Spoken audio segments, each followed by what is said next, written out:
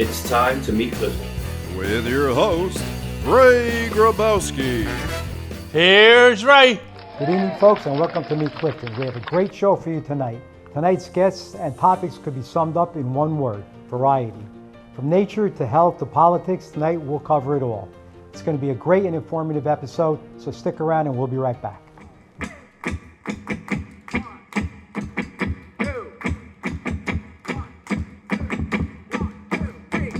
Hey, pretty baby, can't sit down. Don't you hear the band applauding? You can't sit down. You hear the hip hip with the backbeat. You can't sit down. Don't you see the gang is grooving? You can't sit down. You gotta get your bottom moving. You can't sit down. You gotta slop, flop, flip, flop, hip hop never stop. You can't sit down. Tonight's guests are You gotta move. from Kinetic Rehab and Spine, Dr. Evan Chait. Nature enthusiasts Angelique Vazquez and Grace Morchel-Burgos. Passaic County Commissioner Orlando Cruz. Can't sit down when you're in Clifton. Featuring the music of Swingman and the Misfit Mutts. You hear the hip hip with the backbeat. Can't sit down. Don't you see the gang and grooving? Can't sit down. You gotta get your bottom moving. Can't sit down. You gotta slop, flop, flip, flop, hip hop never stop. Can't sit down. Can't sit down. You gotta move, move, move, round and round. Can't sit down. Can't sit down. You gotta flap, flop. So sit back, relax, and enjoy another episode of Meet Clifton. Okay, so welcome. So tonight we'll be talking with Dr. Evan Chait, Kinetic Rehab and Spine in Ramsey, New Jersey, and it's a very, very important topic, probably one of the biggest topics out there as far as health goes, and we're going to be talking about stress, the primary cause of disease. So, Doc, just run us through, how does stress cause disease? Well, there was a physician back in the 1950s and 60s. His name was Dr. Hans Selye.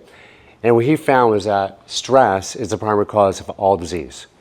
And unfortunately, stress causes a lot of lifestyle challenges. Like, for example, did you know we're genetically programmed to live to 120 years old? No, I did not. Yeah, so our human genome, we're supposed to live to 120 years old. But if you can imagine, if I put floaties on your arms, Right. and I put you into a pool of water, and I put a little hole in the floaties, and I start adding rocks into a backpack that you might be wearing. First rock in the backpack, you know what? Maybe you lived to 110 years old. Put a second rock, now you're down to 105 years old. By the time I get to 5 or 6 rocks, now you're at the life expectancy of 78 years old, which is the average life expectancy in America. And those rocks are nothing but stressors. Okay. All right. So, most people think it's just part of life. So how do we know? I want to say, how do we know when we're really stressed? Yep. Like everybody has stress. And Everybody it's has part of stress. life. That's right. But how do we know when the stress is at a point where we need to do something about That's a great question. We're going to break the stressors up into 3 categories. Okay. We have physical stressors, which is posture, biomechanics. It could be a nerve compression. It could be muscle. It could be ligament. It could also be veins. It could be whatever it is for physical. And most people feel pain, so you understand that relates, right? A physical stressor. And then we have emotional stressors. And emotional stressors, you'll know that those are the stressors that you're thinking about something and it creates a response. Like, I'm sure if you're watching this right now, you can think of a time that somebody, either in high school or something that happened to you in the past, and your heart rate goes up a little bit, right? Right. So we're the only animal in the world that could think about a traumatic event and get the same response we did when it first happened. Or we could think about the future and create the same response, being worried about something that hasn't even happened yet. Right. You're anticipating. You're anticipating. Right. And these stressors are the primary cause of most diseases. Okay. And then the third type of stressor is a nutrient deficiency or toxicity. And those are very subconscious. You don't even know you have these stressors because the body could adapt. Right. But we want to always think about the body in a state of homeostasis. So if 10 is perfect homeostasis, anything that moves you away from 10 is going to take you out of the homeostasis and make you sicker. Okay. But let me ask you something. I know we're talking nutrition. Yep. But is there specific, I don't want to say, there's a million foods. There is. Okay. So Yep. we're saying, is there something other than like eating organic or that's really causes stress to your body nutritionally wise? Like Yeah. cholesterol or grease or french fries? Yeah, That's a great question. Now, when we talk about food and we talk about lifestyle, we always want to think about what did our ancestors do? How are we genetically programmed to live? And the further we move away from, this is where we're supposed to be eating, living, and thinking genetically. The further we move this way, so this is a 10, the further we go this way away from that, the more disease you're going to have, right? So to answer your question, how do the ancestors eat? They ate real food. Right. Predominantly fruits, predominantly berries, some meat. They ate some fat, right? So when we look at our plates, we want to be mindful of how much fruit we're having. And I like to say with my patients, you should be having at least 800 grams of carbohydrates a day from fruit and berries. So if you don't know what that is, every meal you want to have 2 fists full of berries or fruit. Now the question I get is this. So Evan, if I have all that fruit, how is it going to affect my blood sugar? And the beautiful thing about fruit, it's fructose. It does not have an influence on insulin. So even with my type 1 diabetics, they go on a fruit diet and their insulin levels actually stabilize. Because at the cell function, the insulin receptor sites on the cell improve once we have fruit in our diet. Not to mention, it regulates blood sugar, but also the gut biome, like the microbiome, the good bacteria in the gut, it helps stabilize that. So let's say if you had a banana and an apple a day. Love it. Would that fulfill the requirement? Not a day. You need to have that about 4 to 5 times. Okay, so Yeah. so then you need blueberries, Yeah. a cupful of that, an apple, some Correct. bananas, maybe a cantaloupe and melon. Anything like, any fruit you like. I'm not like Yeah, I know. crazy about the fruit. It's whatever you like. Like my thing is, because I'm busy at work, bananas are easy for me. All right. But then you got to balance it out with, because bananas are high in potassium, and there's this relationship between potassium and sodium. So you want to be mindful that if you have a lot of potassium in a diet, you want to have some Celtic sea salt to offset and create balance. Okay. Right? And so everything comes down to balance. But a safe thing to do is have 2 fruits or 2 berries with every meal. Have a lean protein source and some fat. So if we have hands, Right. you want to have 2 cups or 2 fruits with every meal, a palm size of protein, because that'll be about 6 to 8 ounces, and then a thumb size of fat. So lean protein, thumb size of fat. Okay. Okay? And so if you cook your chicken, cook it in some butter. Yeah, right. All right. Some fat. Yeah, some fat, some good healthy fat. Okay, and how does that equate with like vegetables and nuts? Yeah, nuts are very inflammatory. So nuts, seeds, oils, Right. especially vegetable oils, those are very toxic to the body. So remember I was talking about how stressor, you can have deficiency of something. Right. We add fruit, right? That's going to improve deficiency. But toxicities, it runs rampant. So we want to be mindful of the toxic foods we eat. So by cutting out vegetable oils, like canola oil, any kind of vegetable oil, and nuts and seeds, even nut and seed oil, those have actually what's known as monounsaturated fatty acids. And they oxidize the cell very quickly, so they cause the cell to age faster. Okay. And we don't want that. So what people say you should eat so many almonds a day, Yeah. cashews. So you're saying that's I would avoid them, and especially peanuts. Yeah, peanuts taste so good, but they're really unhealthy for you. Okay. They're full of mold. And then when we're eating the peanuts, it's creating an inflammatory response. And we don't even know it, because it's subconscious. right. No, because you hear about you Yep. have Yep. fruits and nuts and Yep. berries and things like this. And, Yep. And then let me just touch the last one is vegetables. Yep. Vegetables. Yeah. Should we have vegetables? Sure. Yeah. Carrots. Okay, let's have a caveat here. Okay. Not all vegetables are created equal. I'm a big fan of root vegetables. Root vegetables. So you want to focus on roots and fruits. So if it grows in the ground, thumbs up.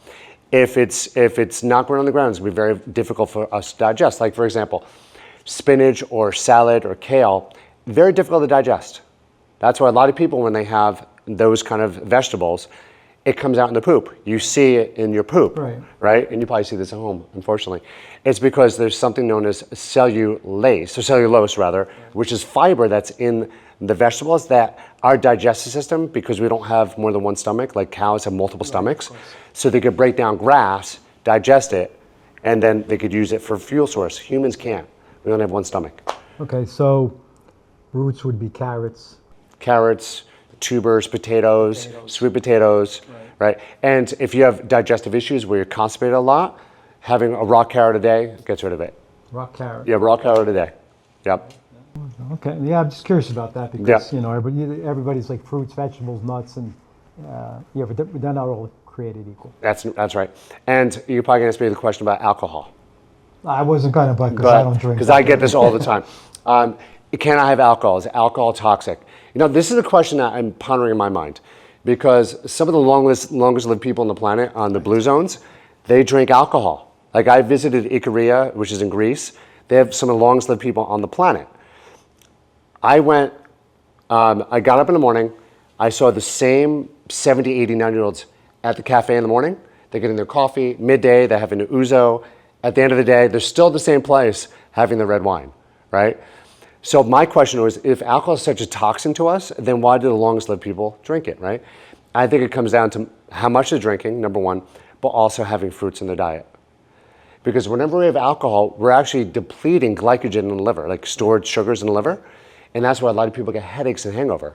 But if you have wine with a little bit of fruit, it actually balances it out. Okay, so, right. So, and obviously, in different countries, they don't eat like we eat. Correct. They eat more Correct. natural. More natural, and also some of the wines. Like the wines that I like to drink are organic wines that are sugar-free. Right. I add orange juice to my wine, which tastes like sangria. Don't knock it until you try it. But it decreases the risk of you having a hangover. Okay. Because when you have wine with fruit, you have the fructose from there, so you're actually balancing your blood sugar. Okay, so that's including beer. I'm not a big fan of beer. Okay, but so you're talking alcohol. I'm talking predominantly wine or distilled alcohol like vodka. Yeah. You add orange juice to it, and it helps stabilize blood sugar. Okay. Yeah. Good to know. I'll have to have a drink one day. We'll drink together. But again, everything comes down to moderation with alcohol. Yeah, of course. Yeah, you don't. But if you want to enjoy yourself, now I'm into the 80-20 because I want people to live, right? I want you to enjoy your life, and I want you to be able to eat clean Monday through Friday, enjoy it on the weekend. But what's sad is this: 80% of adults have a chronic disease, at least one. Over 50% have 2 chronic diseases. And there was a point in time when type 2 diabetes was called adult onset diabetes for a reason, because it didn't happen in kids. Right. Now they had to change the name because kids are now having type 2 diabetes. It's because how they're eating, how they're thinking, and how they're moving. They're not exercising according to their genetic requirements, they're not eating according to their genetic requirements, and not thinking like our ancestors did. Right. Like think about it, our ancestors would eat, live in a tribe. Right. It was our culture, it was our community. That's one thing I found in Korea. It was very big into the culture and community, and they would celebrate in that community. So we lost that, and so we moved away from homeostasis to disease. Okay. And it's estimated that about 90% of heart disease and diabetes, 90% of diabetes and cancers and heart disease are due to lifestyle choices. That's how we eat, how we think, and how we move. Okay, and that's a mouthful. No pun. No pun. So what are some of the signs and symptoms of stress? It's hard. You can't. People can say I'm stressed, but is there signs? There is, and it's a great question. There's 2 states of being. You're either in a powerful state or a primitive state. A powerful state is a state where you feel confident, you feel joyful. But we know under times of stress, when somebody cuts us off or we think about something that's negative, and our heart rate goes up, our blood pressure goes up. You guys know what I'm talking about, right? That's called a primitive state. When we start feeling as if we're in a primitive state, like somebody's around you that you're not connecting with, like you don't feel good about, and you feel the heart rate go up, that's because you're tapping into what's known as a primitive state. So once we identify that state, sometimes it happens when you don't eat enough or your blood sugar drops, you start getting heart rate, that's time we need to eat food. For me, my hands get cold. Right. So when I'm under stress and I'm not aware of it, my hands get cold, I know it's time for me to eat some fruit. All right? So fruit will also stabilize blood sugar, which will reduce stress. Okay. There's a lot of techniques that you could do to modulate stress when you start feeling that heart rate because of somebody or something you're thinking about. But I need about a day workshop to teach people that one. And that goes along with the next question: is how do you reduce the stress? Yeah. So balancing blood sugar would be one of the best things to do. So having fruits that help stabilize blood sugar. Remember, fructose does not raise insulin, so it's not going to affect your blood sugar. Okay. So 2 apples and 2 bananas a day, no big deal. 2 apples with every meal. 2 apples every meal? Yeah. That's a lot of apples. That's a lot of apples. I go through a bushel of bananas almost every day. Do you really? Yeah. My son calls me an ape. So do my angels at work. That's a lot of fruit. It's a lot of fruit. Jeez. It's a lot of fruit. It is a lot of fruit. It is. Yeah. Okay. And I'd suggest don't be afraid of fruit. And don't believe anything I tell you either. There's a researcher named Ray P. He's a PhD researcher. His thesis was on how the cell functions, also known as how the mitochondria functions. And all his research was based on the metabolism of the cell. And I would do research and check him out. Good. And I guess the last question is, Give me some techniques we could share. One of the first At techniques home. you could do is mindfulness journaling. So what I would suggest is when you're feeling frumpy dumpy or you have stinking thinking, bust out a journal, write down all the things you're grateful for.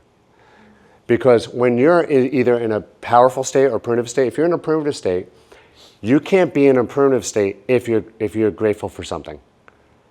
Okay. So let's do this real quick. Can I do this for 30 seconds with you? Sure, but Let's you're do this. talking about permanent, like you said you're in a powerful state. A primitive. A A primitive. primitive, where the heart rate's going up. Okay. So when we're in a primitive state, this is one technique we could do at home. All right, and you guys feel free to follow along. Let's do this together, okay? Okay, sure. Bear with me, okay? I'm ready? ready. So we're gonna put our hands on the heart, and what I want you to do is I want you to close your eyes and take a deep breath in,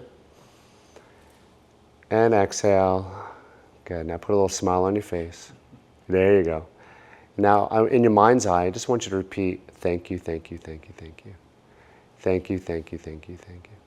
So when we're in a state of gratitude, we cannot be in a stressed state. We cannot be in a primitive state.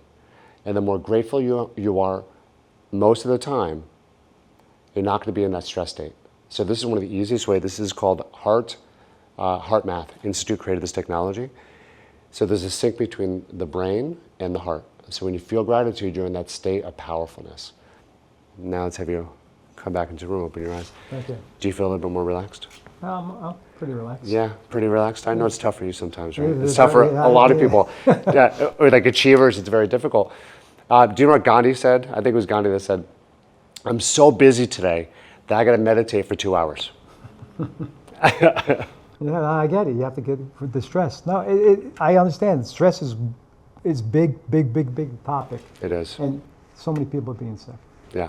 and I believe it from stress. So Yeah. I hope everybody gets a lot out of this, and they'll be able to watch it quite a few times. I appreciate all the information. Of course. I appreciate you coming on. Thank you. It's helpful for me. Thank this whole you. segment. I don't think I'm going to eat 5 bananas a day, but Well, not yet. no. But I mean, maybe Not I'll go yet. up to 2. Maybe 2 bananas, maybe an apple or 3. Yeah, well, I always eat an apple. but, Yeah. No, I appreciate that. Thank you very much, Doctor. Can I leave you with one Sure. Chinese proverb? To treat disease after it's already been manifested is like digging a well after you're already thirsty, or creating weapons after a war has already begun. So we want to stop disease before it even starts. Great. Makes sense. Thank you. Thank you very much. I appreciate it. Thank you. Great information. Stay tuned. We'll be right back.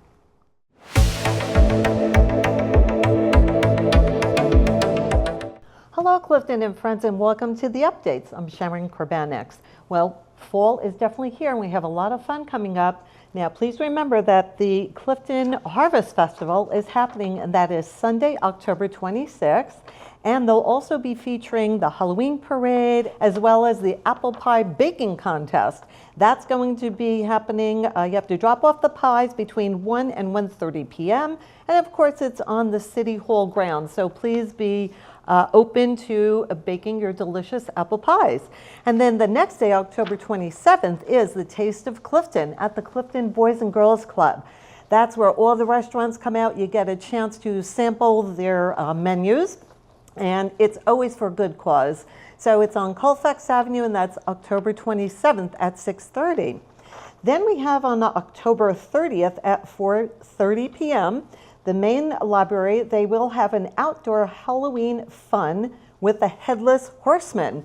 So if you're not afraid of that, so please come out on October 30th at 4:30, the main library in Clifton. Now we have a venture happening. If people like to go to Peddler's Village, that is coming up for the Apple Festival, and that is Saturday, November 1st.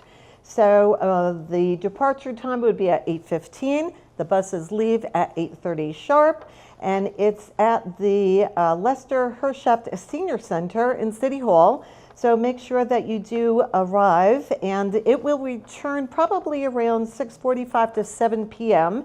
The price is $22 per person. And again, that is Saturday, November 1st, and that's Peddler's Village. And for those people who like to exercise and run, we have the 26th annual 5K Stampede through Clifton. That is happening November 16th at 8:30 a.m. It starts at the City Hall complex. So please bring your running shoes. It's for a good cause. And definitely get there early. Starts at 8:30, so maybe a little bit before that. And again, that is going to be on November 16th.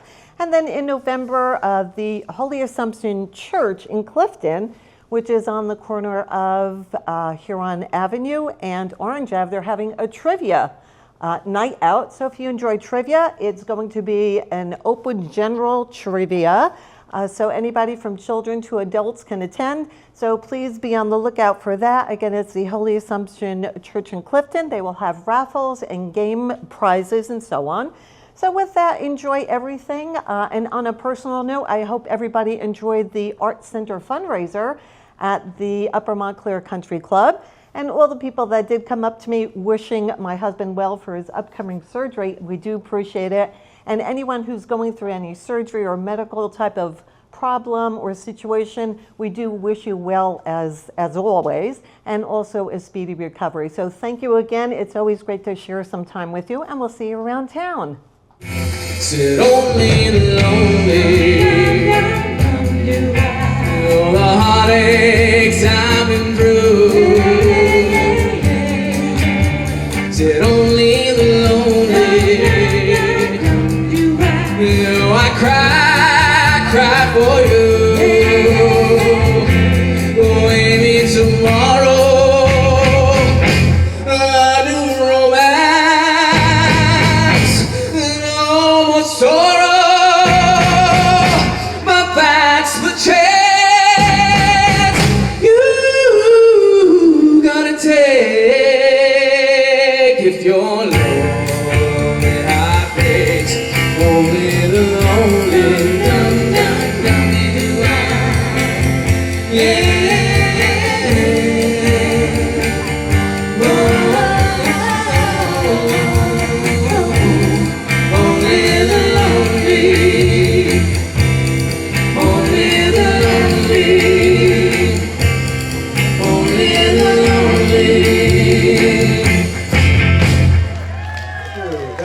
Okay, welcome back. So my next two guests are the subject's going to be pollinators. With us, so we have Angelique Vazquez and Grace Morchel. These two ladies are going to give us a little explanation at first of the definition of pollinators, so we know what the topic's about. So whoever wants to take that. I'll let you take that one. Sure. So when we think of pollinators, most people automatically only kind of go straight to bees and butterflies, but there's a ton of different pollinators that are responsible for pollinating not only our trees, but our fruits and our vegetables. Responsible for, giving them life. And that New Jersey, North Pacific New Jersey, is European bees, butterflies, moths, birds like hummingbirds, beetles, wasps, ants, and even hoverflies, specifically hoverflies.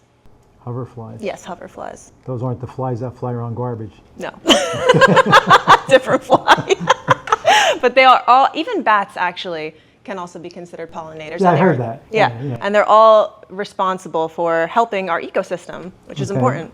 So I know this is important because we have to move the system, but so how can residents attract more pollinators to their yard? So you can plant pollinator-friendly plants. And Grace actually can tell them about the little plaque you got for the butterflies for planting milkweed and stuff. Oh yeah, there's a program for monarch butterflies, and if you meet a specific ratio of planting enough pollinators, you get a nice little plaque in the mail. You can hang it in your garden. Yep. So Grace got that because she planted milkweed. What else did you plant? A bunch of wildflowers specific to northern New Jersey. You can buy like mixes for your zone. Yeah, so you can even Google, what plants in North New Jersey are native that attract pollinators, and you can plant those in your yard. Okay, so I'm not up on this, but besides bees making honey, what do other pollinators do? They still transport the pollen from the different flowers. Right. So like they help spread, and especially because bees are kind of like, not on the endangered watch list yet, but they're getting down there in numbers because of people's uses of pesticides and weed killers and chemicals that are really affecting our ecosystem. People don't realize, you use pesticides, you use weed killers, it sinks into the soil, it stays there for a long time, you're killing all the good bacteria, you're killing the bugs, You want bugs to be on your food because that means that they want to be there and you want to be eating what the bugs want. You don't want to be eating poison. You don't want to eat the bugs either. You can wash them off, with soap. So how does this affect grass lawns, because everybody's into grass and... I have a really love-hate relationship with grass lawns. So originally, years and years and years ago in the UK, grass lawns came about as a sense of status. You didn't need to have these fruit trees or your vegetable plants because you were wealthy and you had people to do it for you. So grass lawns were a symbol of wealth. Now we don't really need these elaborate grass lawns, especially if you don't even utilize it. That could be space that you're using for plants to help pollinators or trees, or, unless you're really using it, you don't need that big of a grass lawn, especially front lawns, it's not necessary. Yeah, well, of course, everybody has a nice house. They want a nice lawn. Yeah, but you could do alternatives. You could even do some shrubs, there's so many underutilized spaces that I see that could be helping the ecosystem. Okay, and I understand that. So you're talking about pesticides. So, they get into the lawns and they eat the fruits and vegetables. So you're saying pesticides are no good. Are there alternatives? Yes, there are. Yeah, definitely. For my vegetable garden specifically, I'll use neem oil, which is just like a natural substance that persuades bugs to not eat whatever it's sprayed on. Also, even just like kitchen spices, garlic, cinnamon, cayenne pepper, things like that. Water first, sprinkle them on after, and then bugs and skunks, things of that sort, stay away from them. Yep. Okay. And even weed killers, you can do alternatives. There's lemon juice, immediately kills weeds. You can use good old-fashioned boiling water, pour it on the cracks in your sidewalk, it'll kill it instantly. Or you can do a mixture of water, baking soda, and a tiny bit of dish liquid, like dish soap. And again, all these are easily found on Google. You could just Google alternatives to pesticides, alternatives to weed killers. And it's surprising how much, people rely on these things. And also, Roundup got, sued for giving people cancer. And, you walk your dogs in these parks. All these parks are being sprayed with pesticides. They don't let people know. They don't put up signage. Your dog is walking, sniffs it. All these dogs now have lymphoma, or they have some sort of cancer. And people don't realize really how much it affects every little thing in the food chain. That's true, because years ago, you didn't really hear about dogs being really sick with anything. And now they have everything humans have. Yep. And it's probably because of that, because years ago, they didn't spray parks for weeds and things. Parks were just parks, and they cut them. Yeah, and everyone's trying to do it the quick and easy way, getting rid of it, and it's affecting things. Even the birds, the birds eat the rodents who eat things off the ground, and they're having seizures. There was a big thing in Arizona where the hawks were having seizures because they were ingesting mice that were eating rat poison and pesticides. Okay, so I don't know what your suggestion for that is, but I think it's awareness, right? It's awareness. Definitely. It's making little choices. It's not everyone's going to be like great right off the bat, but it's at least being conscious that this is our planet. We need to help each other out. We need to help the animals to help us, because without them, we wouldn't be here. If bees die off, we're not going to have our vegetables pollinated, and we don't have food. Yeah, I know people don't realize that. Yeah. That's important, although no one likes the bees around their house, but I understand what you're saying if it's put into a proper area. Yeah. As a community, how do we come together to become more self-sustaining? Not necessarily Clifton, but like communities in general. What would you suggest, or how do we do this? Yeah, just to piggyback off of what Angelique was saying, I think education, the knowledge, even just like the most basic facts about all of this could really go a long way. Yeah. And even like community gardens or something. Community gardens, collecting seeds. I feel like people don't realize how easy it is to grow their own food. If I have, a great meal at a restaurant and there's like a nice raw tomato in my salad, like I'm not afraid to take some of those seeds home and plant them. Yeah. A sprig of mint in like a really good restaurants, either like a garnish or in your water. If it has a nice stem, like take it home, put it in a glass of water, put it on your windowsill, and grows roots in a few weeks, then you can plant it. Yeah. Yeah, so it's all about natural. I think what you're trying to say is a lot of people got away from nature. Yes, yeah, we need to connect back to nature, because we're hitting that peak, with technology and AI, and we're getting away from our roots. And I think that the convenience of things really is it looks attractive to people at first, but in the long run, you're people don't know if the world shut down tomorrow, like how would you grow your own food? How would you self-sustain? You know, like how would you know how to do any of those things? Or do you just rely on these big grocery stores that have all this abundance of food, and if no one buys it in a week, they throw it out, it goes to waste? Right, so in essence, what you're saying is if we don't start waking up soon, we could meet the demise of the civilization. Yes. It's Yeah, drastic, no, but what you're saying is if we don't start taking care of this, this isn't around anymore. Yeah. What are we going to do? Right. You know, we could actually lose your food chain. Yeah. And Yeah, it's important. It's important to and it learn. trickles down to water and, you know, all these things that we're doing. Yeah. The water quality too. I mean, all of that's effective. I mean, now you have to have air filters to filter the air you breathe. You need to have water filters to filter the water. I mean, you can't even just live anymore. We really are living in a dystopian society that no one really realizes because we have this rose-colored glasses effect on. You know, we just see like our Starbucks and our Target and we think everything's okay, but it's really not, you know? It's not. Okay, well, it's something to think about. Yeah. If you, anything else to add? No, You I want think anything else for people to know? No, just that growing food I think is a lot easier than people think. Yeah, definitely. It's just growing enough of it to sustain yourself. Yeah, and you know what? You get better at it. Even if you grow one strawberry plant, it's cool. You know, I mean, usually people in this area, tomatoes. Yeah. Tomatoes. String beans, zucchini. Yep.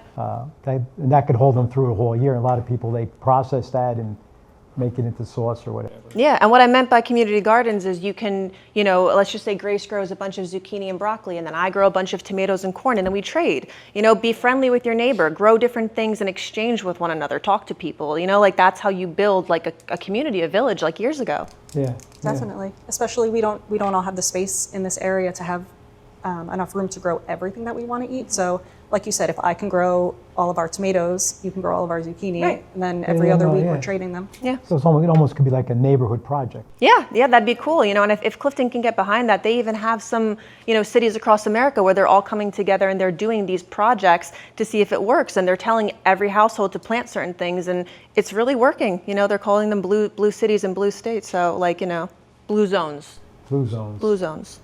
Okay, well, it's something to think about. I mean, I know people don't realize because they're too busy with making money and, you know, buying nice things, and they're forgetting about the basics. Yes. So hopefully we learn something. and get a Hopefully. little Fingers education. But, well, thank you for helping us out. And, Thank you. I hope people get something out of this. I think, you know, it's a lot to listen to, but it is true.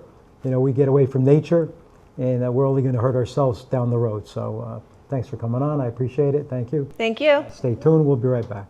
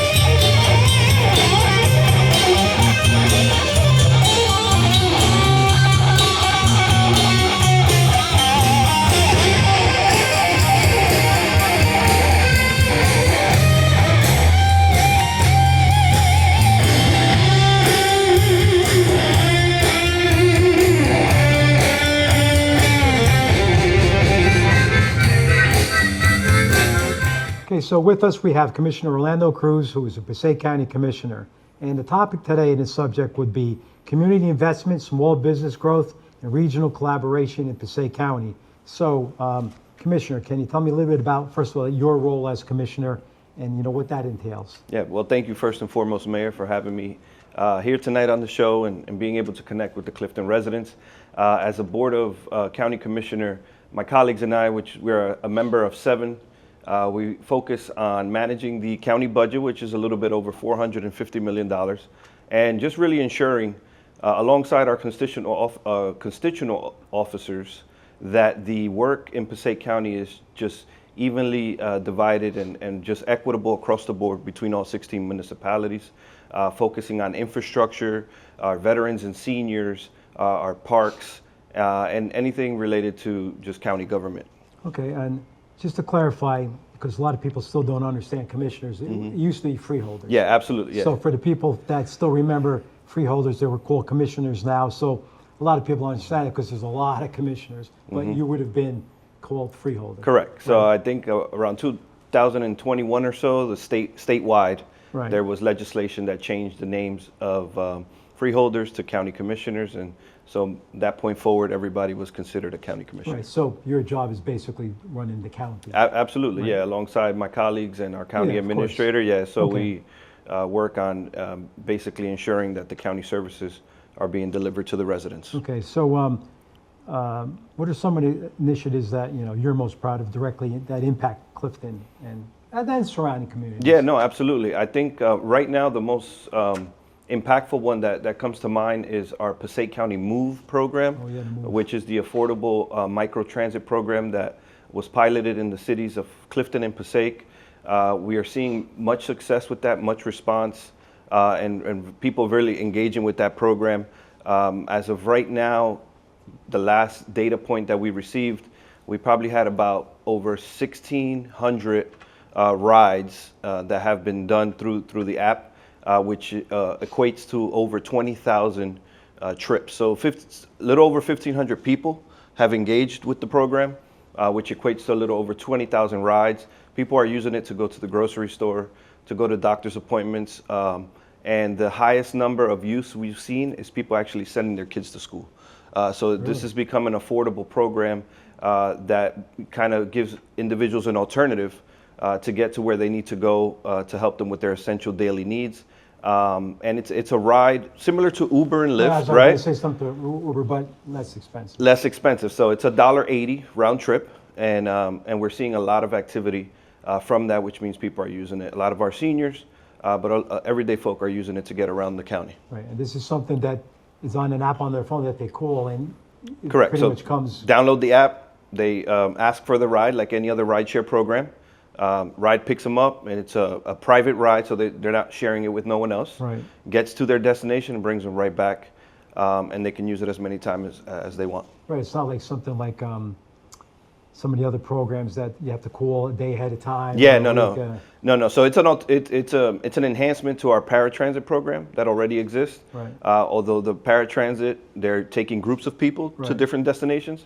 This is a more one-on-one transportation. Yeah, because I know there's people that use that. I don't know the name of the program, but they take people to work, but you have to call and make it. Correct.